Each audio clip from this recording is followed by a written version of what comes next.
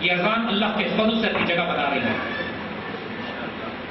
وہ سحر جس سے لرزتا ہے شبستان میں وجود، ہوتی ہے بندہ مومن کی اذان سے پیدا. میرا رب ہمیں رسوا نہیں کرے گا، بے فکر رہیے.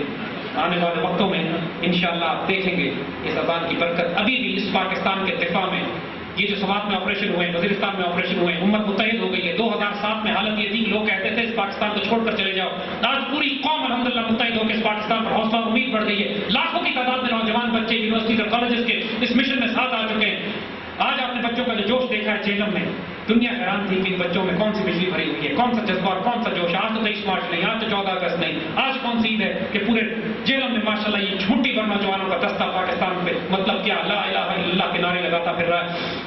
ہم نے اسلام آباد کے کنونشن سینٹر میں ابھی چند ماہ پہلے ایک پروگرام کیا تھا. پوری اسلام آباد کی یونیورسٹیز اور کالجز کے بچے جو او لیول اور اے لیول کر کر آتے ہیں، جن کو مغرب میں ساری زندگی خرچ کر کے اپنے طرز کا بنانے کی کوشش کی تھی.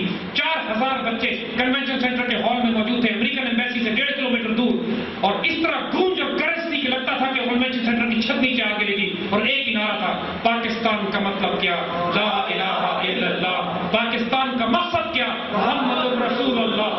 اور الحمدللہ جو جلالی گرج تھی ان بچوں کی، جو جینز اور ٹی شرٹ تو پہنے ہوئے تھے، لیکن ان کے وجود میں وہ گرمی گفتار، گرمی کردار یہ تھی کہ کفر کانپ رہا تھا اس وقت. امریکہ میں اس کے بعد سے ہی سارا طوفان ہمارے خلاف بھی کھڑا ہوا کہ اس اذان کو دبا دیا جائے، اس اذان کو روکا جائے. تو اللہ کے فضل سے وہ دبانے کی کوشش کر رہے ہیں اور روز بروز یہ اذان بڑھتی جا رہی ہے. وَيَمْكُرُونَ وَيَمْكُرُ اللَّهُ وَاللَّهُ خَيْرُ الْمَاكِرِينَ.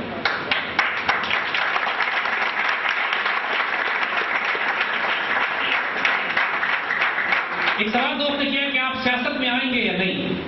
بیٹے ہم سیاست میں ہیں.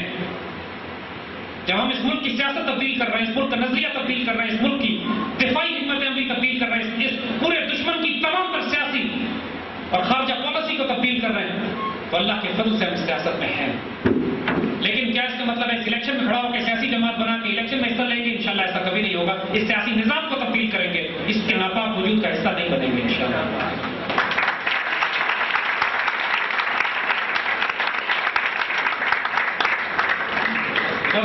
سے ایک مکہ مکرمہ میں ام القریٰ یونیورسٹی ہے، جس کے علماء کے پاس ہم گئے اور ہم یہ غزوہ ہند کی احادیث مبارکہ ان کے پاس لے کے گئے. سیاستہ کی بھی ہیں، اس کے علاوہ ماشاءاللہ کئی احادیث کی کتابوں میں یہ موجود ہے. ان علماء سے ہم نے یہ کہا کہ یہ غزوہ ہند کی احادیث کو، اس میں صاف لکھا ہوا ہے کہ ہندوستان پر مسلمان فوجیں قبضہ کریں گی، اور پھر یہ بھی لکھا ہوا ہے کہ اس کے بعد یہ مسلمان فوجیں پلٹ کے جائیں گی فلسطین میں، وہاں پہ عیسیٰ علیہ السلام کے ساتھ مل کر یہودی ریاست کو ختم کریں گے. تو یہ حدیثیں اول الوقت کی ہے یا آخر الوقت کی؟ علماء نے خود کہا کہ ہاں ہم نے کبھی غور نہیں کیا اس کے اوپر، واقعی اس طرح تو لگتا ہے کہ یہ آخر وقت کی حدیث ہے، یہ پہلے وقت کی نہیں.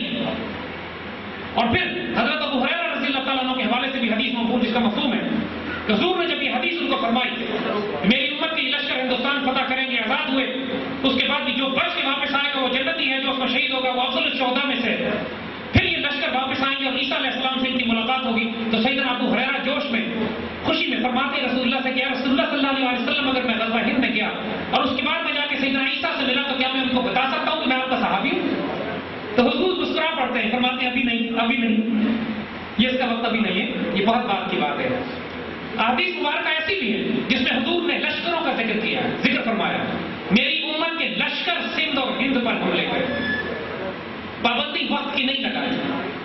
اور ہم جس تفسیر پر یقین رکھتے ہیں اور ایمان رکھتے ہیں وہ یہ کہ سید محمد بن قاسم سے لے کر آخر وقت تک جو لشکر ہند سے تصادم کریں گے وہ غزوہ ہند کے لشکر ہیں. الحمدللہ محمود غزنوی بھی غزوہ ہند کے لشکروں میں سے ہیں، سلطان غوری بھی غزوہ ہند کے لشکروں میں سے ہیں، 1947 کے شہداء بھی غزوہ ہند کے شہداء ہیں، 65 71 اور کارگل کے شہداء بھی غزوہ ہند کے ہیں، اور جو دوبارہ جا کے دہلی فتح کریں گے وہ بھی غزوہ ہند کے ہوں گے انشاءاللہ. غزوہ ہند جاری ہے. ہماری جو جھڑپ ہندوستان سے ہوتی ہے وہ غزوہ ہند. ہمارے پاس آرمی آفیسر آئے جو کہتے ہیں سر ہم نے شادیاں اس لیے نہیں کی کہ ہم بیوی بچوں کا بوجھ نہیں لینا چاہتے ہیں، غزوہ ہند کی تیاری کر رہے ہیں. انشاءاللہ تمام فقراء اور اولیاء اللہ کے ولیوں فقیروں نے درویشوں نے یہ خوشخبریاں اور بشارت دی ہیں. حضرت نعمت اللہ شاہ ولی کو لیجیے، صوفی برکت علی صاحب کو لیجیے، علامہ اقبال کو لیجیے، اشفاق احمد صاحب کو لیجیے، ممتاز مفتی قدرت اللہ شاہ، حضرت ذوقی، اور جس مرضی فقیر کا آپ نام لیں. اتنے تواتر سے میرے آقا صلی اللہ علیہ وسلم کی حدیث مبارک پر آپ نے خوشخبریاں دی ہیں. الحمدللہ ہم اس حدیث مبارک پہ زندہ رہنا چاہتے ہیں. انشاءاللہ ہمارا خاتمہ بھی اسی پر ہوگا.